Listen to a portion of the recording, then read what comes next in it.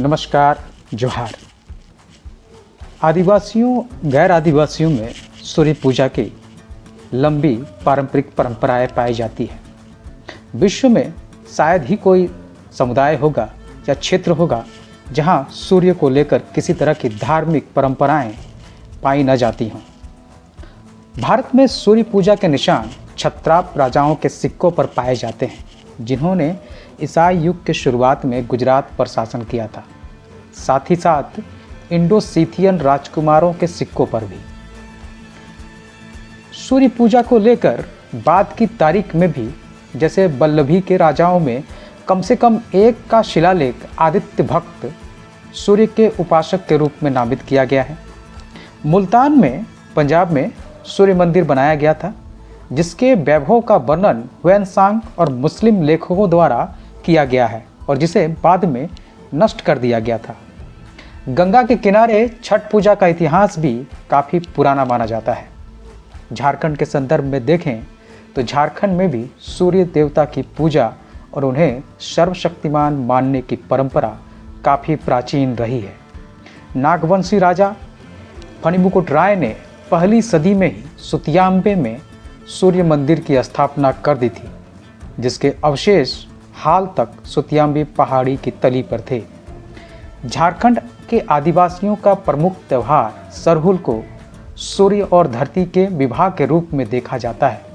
विद्वान कैम्पबेल ने भी संथाली शब्दकोश में सुरजाही बोंगा का अर्थ सूरज देवता लिखा है। मुंडाओं तथा कोलेरियन समुदायों में सिंह बोंगा के रूप में आदिवासियों द्वारा सूर्य को शक्तिमान माना जाता है। नारायण पेन या नारायण देव मध्य प्रदेश की द्रविड़ भाषी जनजातियों कोरकू, मावेसी, भारिया, नहाल आदि इनके द्वारा पूजे जाने वाले एक ऐसे महत्वपूर्ण आदिवासी देवता हैं। नारायण देव या नारायण पेन की पहचान सूर्य से की जाती है और उन्हें बीमारी को दूर करने वाले और भोजन का रक्षक माना जाता है।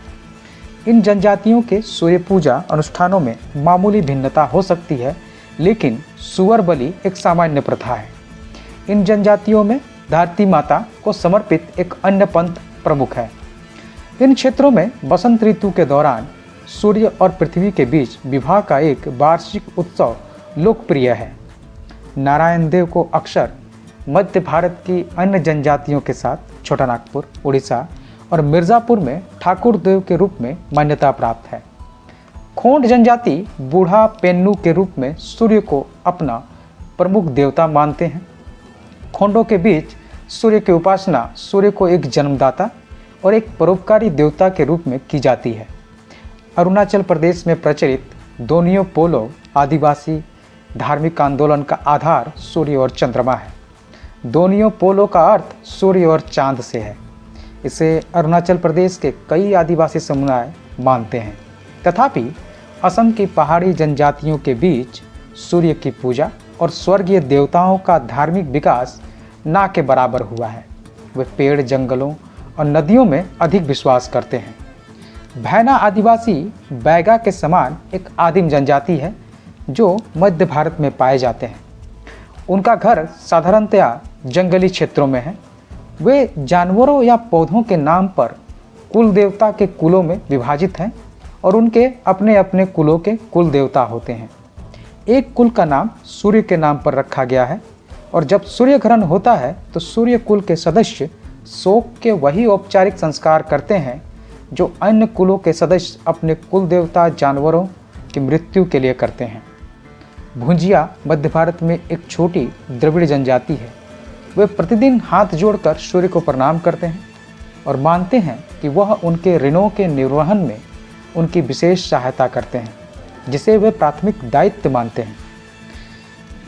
गदबा मध्य भारत की ऐसी ही एक जनजाति है जिसे उनकी भाषा के आधार पर मुंडारी या कोलारियन रूप में वर्गीकृत किया जाता है। वे सूर्य को एक सफ़ेद मुर्गा और चंद्रमा को लाल मुर्गा चढ़ाते हैं।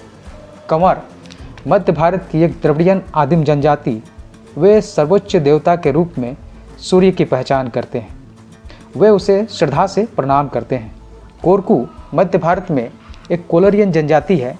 उनकी अपनी एक भाषा है जो अपनी तरह से बिल्कुल अलग है। उनके प्रमुख देवता सूर्य और चंद्रमा हैं। दोनों को अपनी भाषा में वे गोमज कहते हैं, जो देवता के लिए भी सामान्य शब्द है। कोरकू सूर्य और चंद्रमा के वंशज होने का भी दावा करते हैं और वे विवाह में इन देवताओं का आवाहन भी करते हैं। प्रत्येक परिवार का मुखिया हर तीसरे वर्ष सूर्य को एक सफ़ेद बकरी और एक सफ़ेद मुर्गी चढ़ाता है। जब वे धान बोना आरंभ करते हैं तब कोरकू समुदाय के लोग सूर्य की ओर मुँह करके खड़े हो जाते हैं और अन्य संस्कारों को भी पूर्व दिशा में संपन्न करते हैं। मध्य भारत की ऐसी ही एक अल्प जनसंख्या वाली जनजाति नहाल कई टोटेमिक कुलों में विभाजित है, जिनमें सुरजा कुल के लोग पूस के महीने में एक मुर्गे की बलि करके सूर्य की पूजा करते हैं। कबीले के कुछ सदस्य हर रविवार को उपवास रखते हैं, जबकि कई अन्य समुदायों में देखा गया है कि उनके कुलों के मृतकों को दफनाया जाता है, लेकिन सूर्य कबीले के मृतकों को जला दिया जाता है। मध्य प्रांतों की एक अन्य आदिम जनजाति सांवर भी कुल देवता के कुलों में विभाजित है, जिनमें से एक कुल सूर्यावंशिया है। सूर्य ग्रहण के अवसर पर सूर्यावंशिया के सदस्य अपनी जाति के लोगों को खाना खिलाते हैं और अपने मिट्टी के पुराने बर्तनों को फेंक देते हैं। भूया समुदाय बोरम या धर्म देवता के रूप में सूर्य की पूजा करते हैं, उन्हें पवित्र फूल समर्पित करते हैं। वे उन्हें जन्मदाता और प्राचीन देवता के रूप में बोराम देव को अर्थात सूर्य देव को धान की बुआई के समय में आमंत्रित करते हैं, उन्हें एक सफ़ेद मुर्गा चढ़ाते हैं। बंगाल की एक अन्य आदिम जनजाति किसान भी सूर्य पूजा करते हैं, उसके लिए सफ़ेद मुर्गे की बलि देते हैं। भूमिज भी सूर्य का सम्मान करते हैं। जुआंग उड़िया के एक आदिवासी जनजाति है। उनका मानना है कि उनके पूर्वज बैतरनी नदी के तट पर उत्पन्न हुए थे।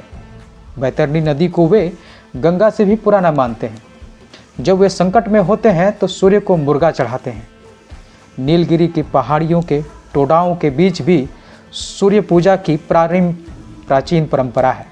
टोडा, जो दक्षिण भारत में नीलगिरी की पहाड़ियों में एक अल्पसंख्यक पशुवाहक जनजाति है, वे पशुपालक के रूप में अधिक प्रसिद्ध हैं। सूर्य के प्रति श्रद्धा रखते हैं। प्रत्येक टोडा का यह कर्तव्य है कि वह प्रातःकाल कुटिया से बाहर निकलते ही हाथ उठाकर सूर्य को प्रणाम करें। दोपहर में भी वह उसी दिशा में प्रणाम करता है जिस दिशा में सूर्य निकला होता है। ऐसा प्रतीत होता है कि उनकी श्रद्धा सूर्य के बजाय सूर्योदय स्थान से ज़्यादा अधिक होती है। वस्तुतः अगर देखा जाए तो सूर्य के सम्मान को लेकर, उसको देवता के रूप में मानने को लेकर कई तरह की परंपराएं पूरे भारत में प्रचलित हैं। धन्यवाद।